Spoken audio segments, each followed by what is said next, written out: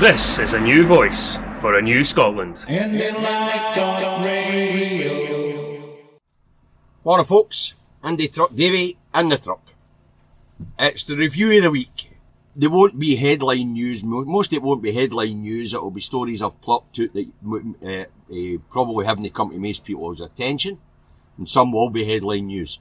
Now, I'm going to try and make it a wee bit light-hearted this week if I can, throw in the odd one-liner. So, here we go. Monday, the Dominic Cummings story, saga, whatever you want to call it, rolls on, right?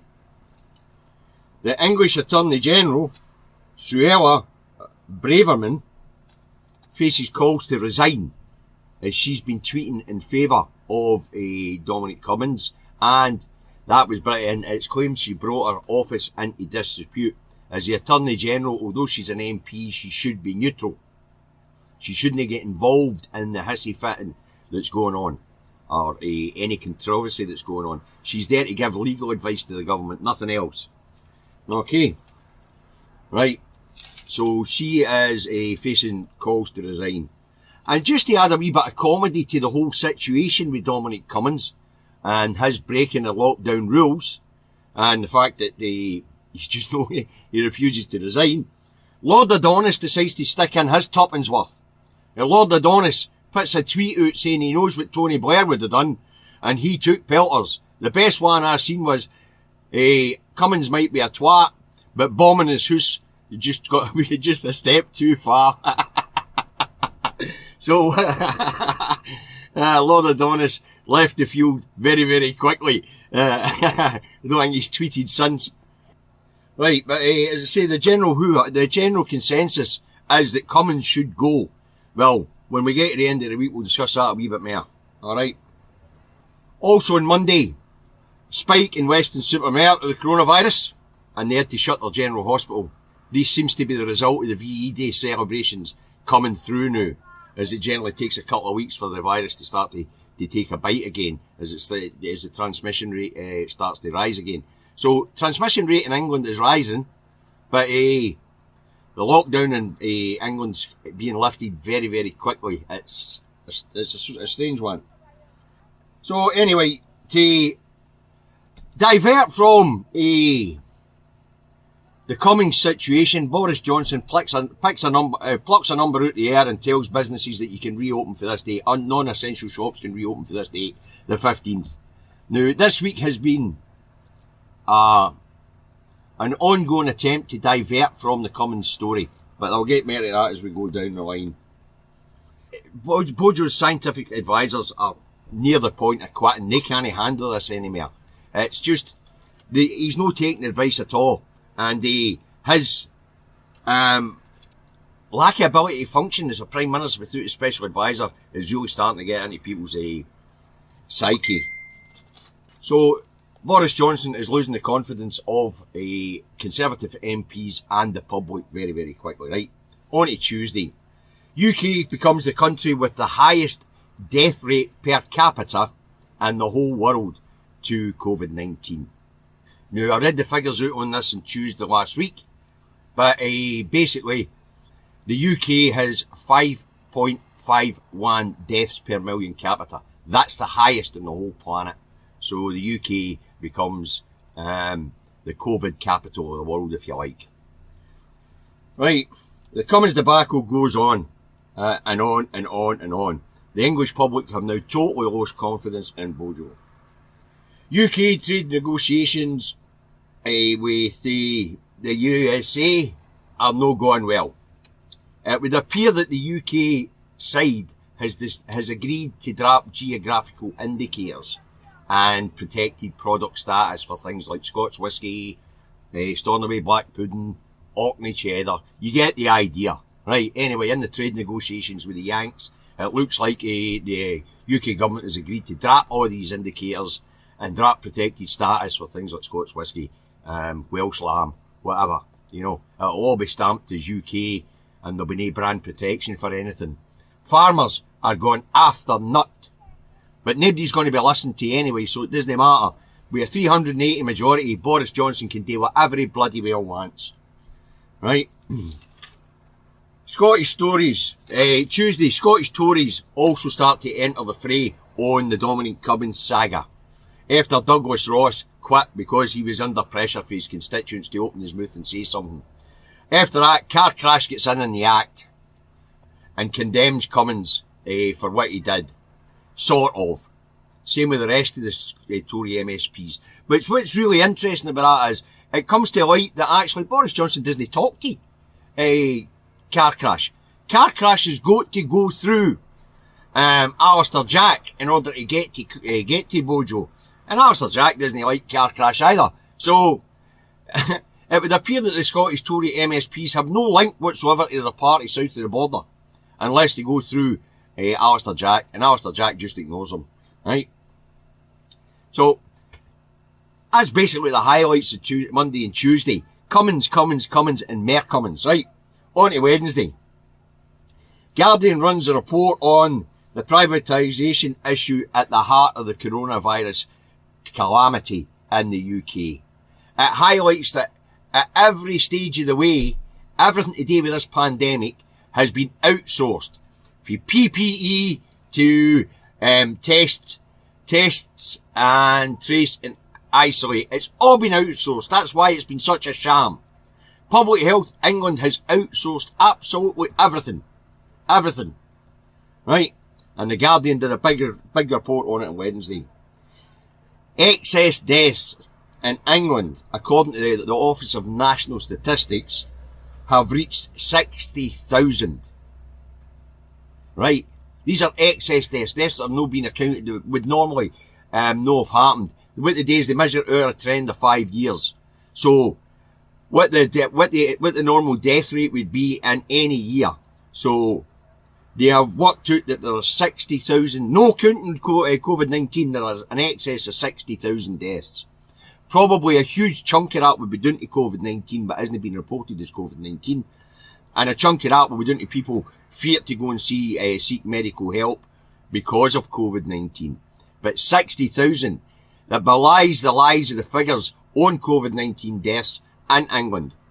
So that's really concerning that there's 60,000 excess deaths this year so far in England, no counting the COVID-19 victims. That's absolutely outrageous. So it would appear that England is now at a stage where they're probably at 100,000 or 80, 90,000 people dead to COVID-19, but they're only reporting 30 or 40,000.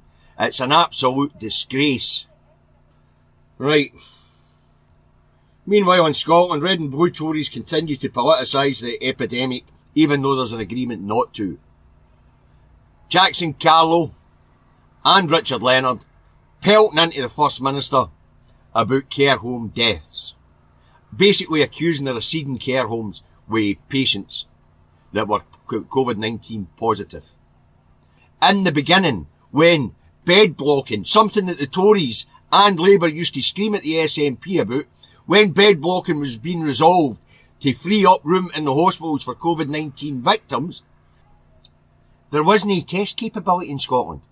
There was no test capability anywhere in the UK, actually. If you remember, test, trace and isolate in the UK stopped on the 12th of March. And the claim was it was stopped on the 12th of March because they had no reagents and they had no testing capabilities. I reported on this at the time. The government was claiming that the chemical industry here in the UK didn't have any reagents to make tests.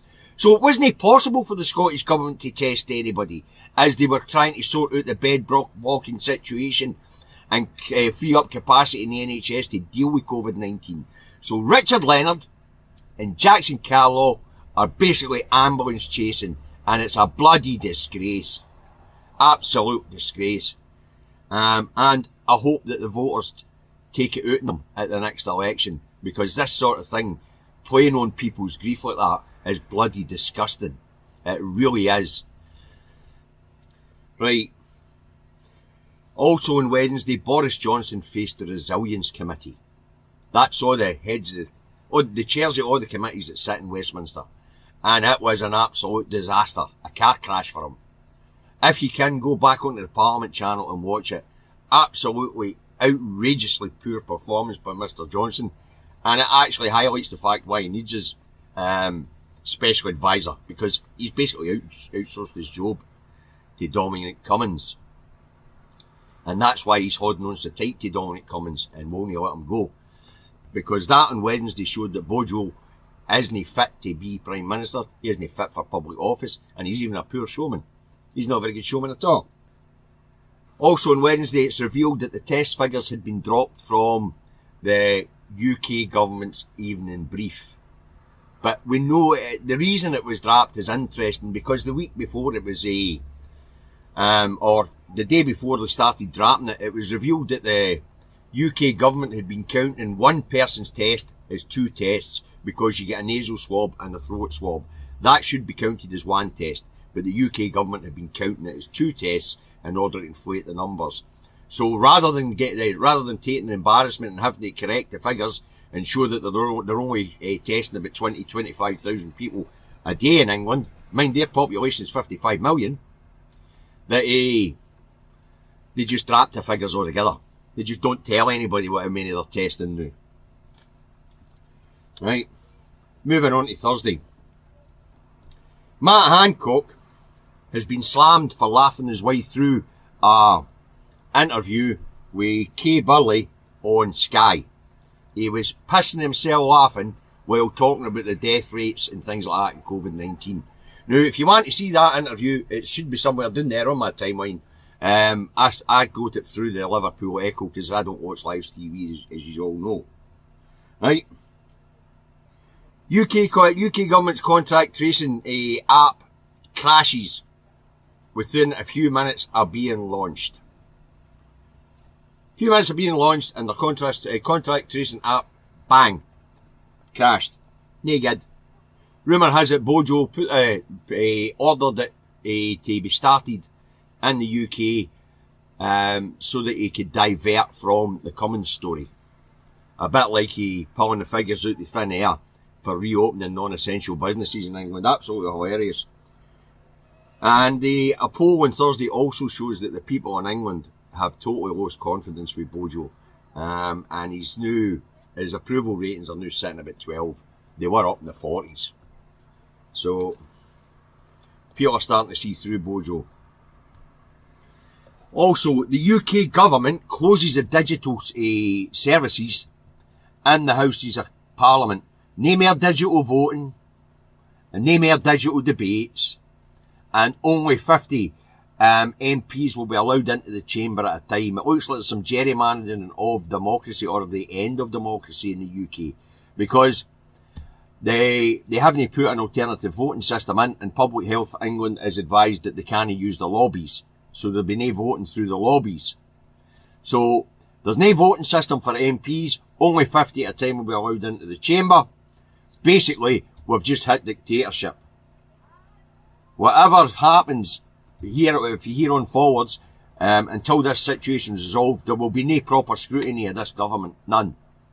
And there'll be no any laws that come into existence will be done by cabinet decree rather than votes in the lobby.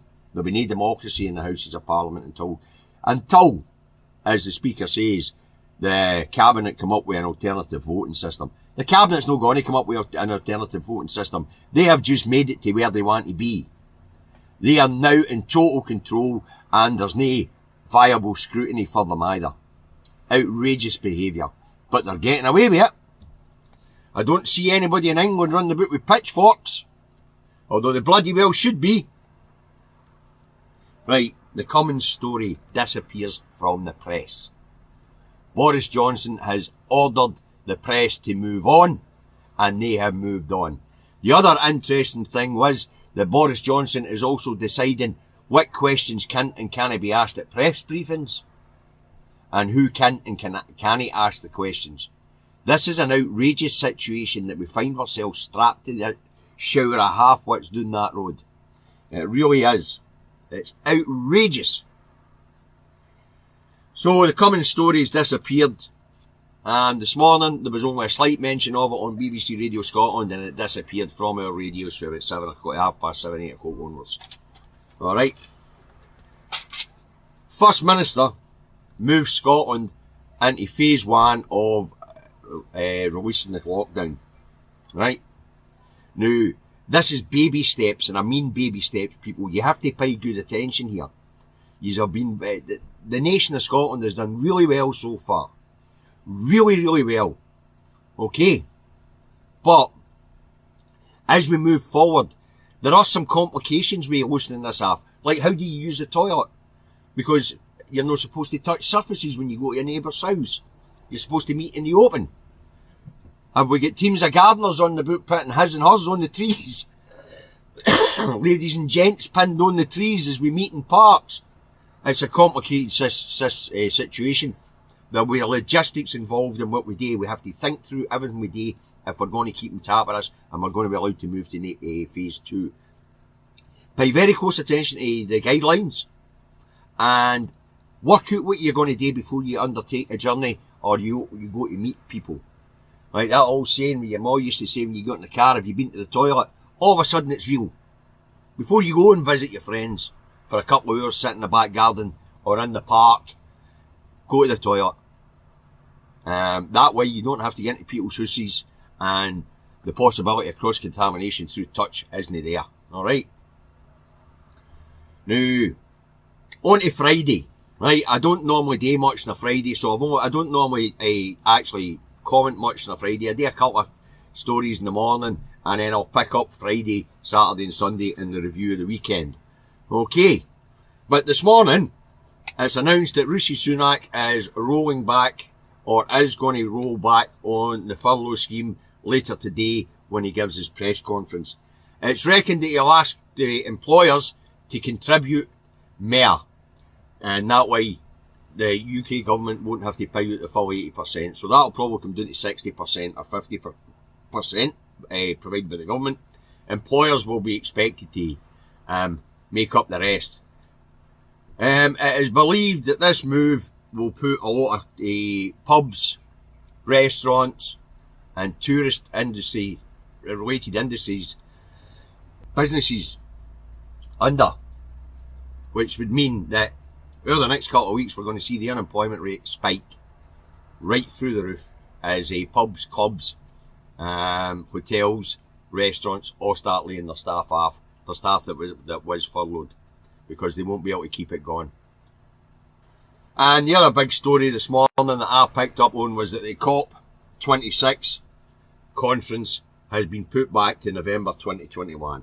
Which is it's only sensible. It's no, that you couldn't bring that many people into Glasgow at this point in time.